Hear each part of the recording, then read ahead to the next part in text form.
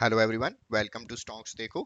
आज का जो हमारा स्टॉक है उसका नाम है डेटा पैटर्न्स एंड ये हमारे एक व्यूअर ने रिक्वेस्ट किया था कि इसका मैं चार्ट एनालिसिस करूं एंड ये काफ़ी मुझे अच्छा लगा कि हमारा वीडियोस धीरे धीरे ही सही बट लोगों तक पहुंच रहा है कि किस तरह से हमें प्राइस स्ट्रक्चर समझना होता है किसी भी एक पर्टिकुलर स्टॉक का।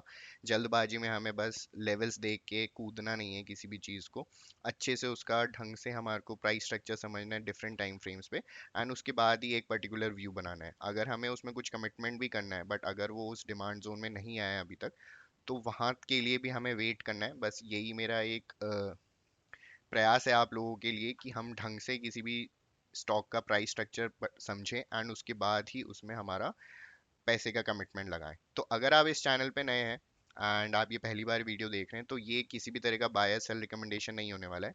हम बस इस स्टॉक का यहाँ पे आप लोगों के सामने चार्ट स्ट्रक्चर समझेंगे, क्या बोल रहा है इस टाइम पे चार्ट डिफरेंट टाइम फ्रेम्स पे, मंथली, वीकली, डेली। एंड अगर यहाँ पे आप पोजीशन होल्ड कर रहे हैं तो क्या आपको लगता है प्राइस स्ट्रक्चर समझने के बाद इसको और होल्ड करना चाहिए, ट्रेल करना चाहिए या फिर एग्जिट लेना चाहिए या नया कमिटमेंट कुछ करना चाहते हैं, तो प्राइस स्ट्रक्चर समझने के बाद अपने फाइनेंशियल एडवाइजर से कंसल्ट करने के बाद उसके बाद वो आप अपना डिसीजन ले सकते हैं।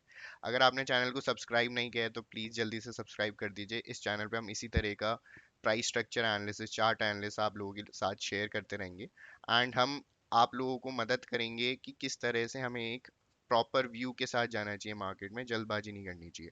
अगर आप ये वीडियो मोबाइल पे देख रहे हैं तो मैं रिक्वेस्ट करूंगा कि आप इसको लैपटॉप पे देखें, आराम से इसको सेव कर लें अगर पूरा नहीं देख सकते। 6-7 मिनट का वीडियो होने वाला है ताकि आपको ढंग से हर टाइम फ्रेम पे ये प्राइस स्ट्रक्चर समझ आ जाए। ये कोई जल्दी से लेवल्स पता करने के लिए मत देखिएगा, ढंग से समझिएगा कि हर कैंडल किस तरह से एक व्यू देती है हमें उस पर्टिकुलर स्टॉक का उस पर्टिकुलर टाइम फ्रेम पे। तो चलिए शुरू करते हैं डेटा पैटर्न्स का एनालिसिस। तो ये इसका मंथली टाइम फ्रेम दिख रहा है। ये कैंडल लगभग पूरी हो गई ऑलमोस्ट, नहीं ये पूरी ही हो गई एग्जैक्टली। आज 30th को मैं ये शूट कर रहा हूँ तो ये मंथली कैंडल्स की पूरी हो गई एंड अगर आप ये देखोगे मंथली टाइम फ्रेम पे इसने काफ़ी अच्छी रैली दी है जब से इसका आईपीओ आया था।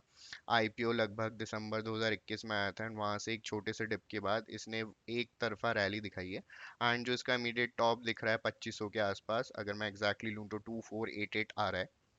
एंड इस कैंडल ने एक इनिशियल साइंस मुझे दिए हैं मंथली टाइम फ्रेम पे कि यार यहाँ पे कुछ लोगों ने एग्जिट लेने की कोशिश की एंड ये स्वाभाविक भी है कि जब स्टॉक इतने 2 साल में एक सीधी लाइन में ऊपर चल रहा है तो कुछ लोग जिनका बहुत अच्छा पैसा बना है, ये स्टॉक 850 का डबल हो गया है, डबल से भी ज़्यादा हो गया है, तो एक profit booking kind of thing start होती है एंड वो हमें इस कैंडल से दिख रहा है।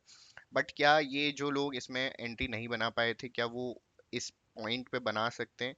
नहीं बना सकते या हमें और थोड़ा रुकना चाहिए? ये सारे क्वेश्चंस का आंसर हमें इस टाइम फ्रेम से पूरा नहीं मिल रहा है, तो हमें छोटे टाइम फ्रेम पे जाना पड़ेगा और देखना पड़ेगा कि छोटे टाइम फ्रेम पे क्या हो रहा है। बट मंथली टाइम फ्रेम को अगर मैं कंसिडर करूं तो ये जो बड़ी बेयरिश कैंडल दिख रही है वो एक इनिशियल साइन दे रही है कि शायद इसमें थोड़ा time wise and price wise correction start हो। बट ये जो कैंडल थी इसने पूरी तरह से इस कैंडल को एनगल्फ नहीं किया है एंड इसने 5 EMA के सपोर्ट के साथ एक बार इसके ऊपर ही क्लोजिंग दी है। तो जो इस कैंडल की क्लोजिंग है वो अराउंड 2095, मतलब 2100 के आसपास की क्लोजिंग मान लेता हूँ। जो इसका 5 EMA मंथली चार्ट पे आ रहा है वो आ रहा है 2000 के आसपास।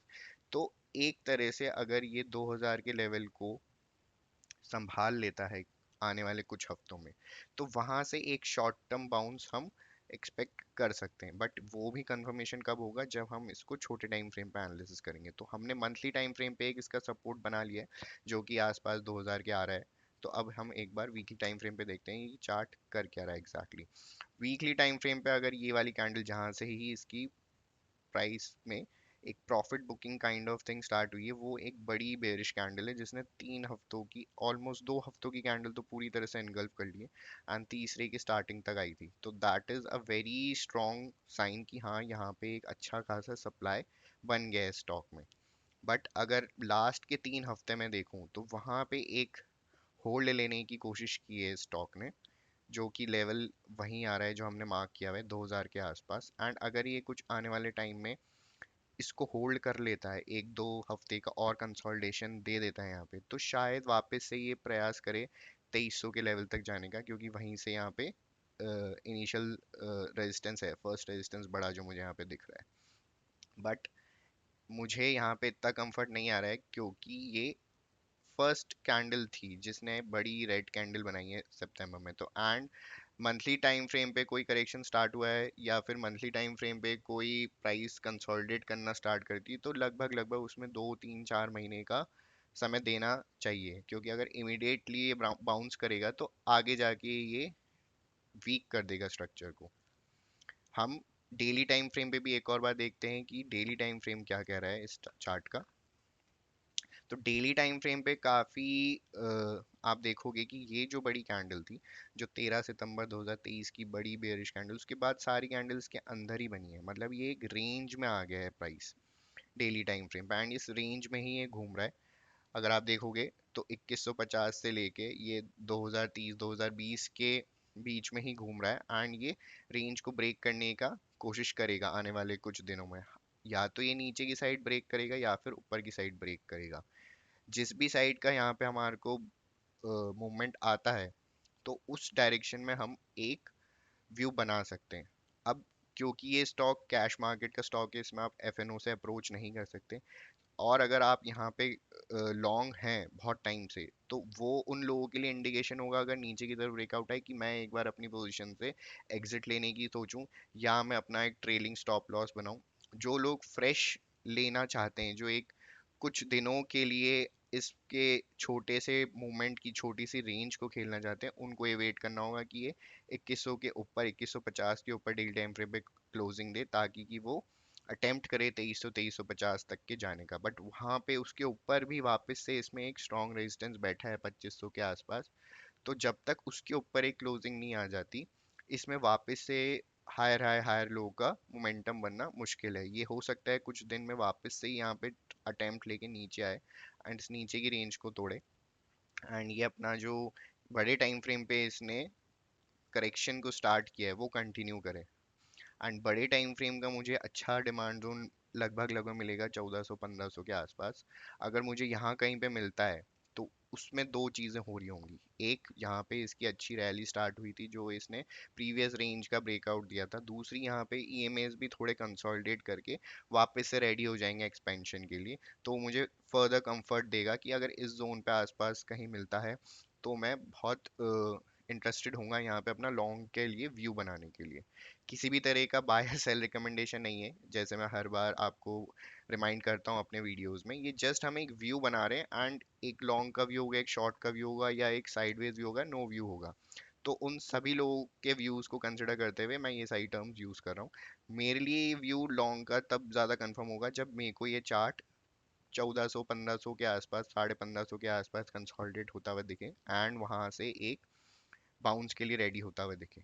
बट अभी के लिए जो छोटी रेंजेस बन गई हैं वो है 2000 की। अगर 2000 के नीचे ये क्लोजिंग देता है वीकली डेली टाइम फ्रेम पे तो इसका स्ट्रक्चर वीक हो जाएगा एंड ये अपने नेक्स्ट डिमांड जोन की तरफ बढ़ेगा।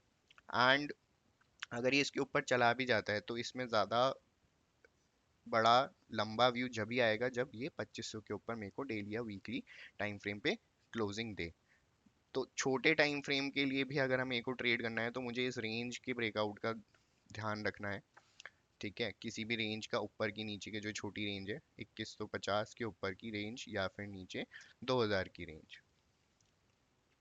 और अगर मैं एक लंबा इन्वेस्टर की तरह सोचूं कि मुझे एक अच्छा कमिटमेंट करना है तो ऐसे स्टॉक्स में जिसने बहुत ही अच्छा रिटर्न दिया है, हायर है, हायर लो बनाए जा रहे हैं, बट ये इनिशियल साइन था, तो हम छोटा सा कमिटमेंट करें। अगर मुझे 100 रुपीज़ डालने हैं फॉर एग्जांपल किसी भी स्टॉक में, ये तो स्टॉक की 2000 का, तो मैं 10,000 से एग्जांपल हूँ, अगर 10,000 रुपये मेरे को इसमें कमिट करने हैं, तो अभी मैं एक स्टॉक लेके देखूँ कि अगर ये यहाँ पे रुक जाता है इसी लेवल पे एंड ये यहाँ से हायर हाई लो बनाने लगता है तो मैं अपना कमिटमेंट बढ़ाऊँ। और अगर ये यहीं से ब्रेक डाउन देके नीचे क्लोजिंग देने लगता है तो मैं 2100 रुपये अपने वापस निकाल के जो भी लॉस हो रहा है वो लेके निकल जाऊँ एंड वेट करूँ कि ये डिमांड जोन पे आए। ठीक है, बट हर जने का अलग व्यू हो सकता है, हर जना अपना अलग तरह से अप्रोच बना सकता है। इस पर्टिकुलर पॉइंट पे, इस पर्टिकुलर टाइम फ्रेम पे हमारे को 2000 का लेवल वॉच करना बहुत ज़रूरी है। अगर इसके नीचे क्लोजिंग आती है तो स्टॉक वीक हो जाएगा। एंड अगर किसी भी तरह का बाय सेल रिकमेंडेशन नहीं है, अगर आपको इसमें किसी भी तरह का व्यू बनाना है, प्लीज़ आप अपने फाइनेंशियल एडवाइजर से कंसल्ट करें। और इसी तरह का वीडियो अगर आपको और चाहिए तो आप प्लीज़ कमेंट करिए। चैनल को सब्सक्राइब कर लीजिए, वीडियो को लाइक करें, शेयर करें अपने फ्रेंड्स के साथ, शेयर करें ज़रूर, एंड समझें कि उनका क्या व्यू है, आप लोगों का क्या व्यू है इस स्टॉक को लेके, कमेंट में मुझे बताएं। And please subscribe to stocks Dekho. Once again thank you for watching stocks देखो।